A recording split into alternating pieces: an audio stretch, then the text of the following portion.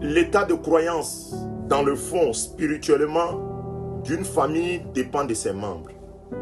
D'un village, d'une ville, d'un pays, de tous les continents, de toute la sainte terre, de toute l'humanité, dépend de l'état de croyance dans le fond de la peuplade terrestre, de la peuplade du continent, de la peuplade du pays.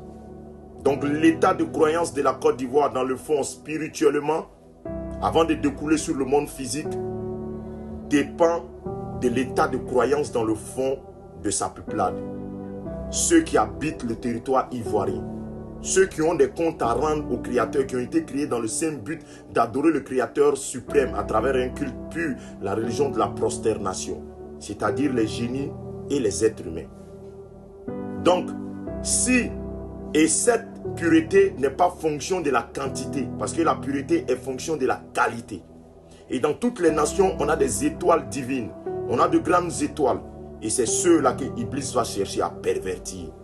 Parce que c'est ces étoiles-là qui vont définir les petites étoiles. C'est ces étoiles-là qui vont définir l'état de pureté ou de souillure de cette nation. Donc il va recruter que des grandes étoiles. Et lorsque ces grandes étoiles-là sont perverties, alors la nation sera une nation souillée, qui ne va plus être sous le contrôle du Créateur.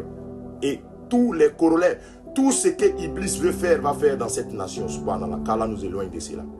Mais quand la nation est pure, est soumise à travers ces grandes étoiles et toutes les étoiles et toute la peuplade, alors la nation est prospère, il y a la paix. Qu'il en soit ainsi pour la Côte d'Ivoire, pour toute la Sainte Terre. Donc l'état d'un pays dépend de l'état de sa peuplade, de croyance bien sûr.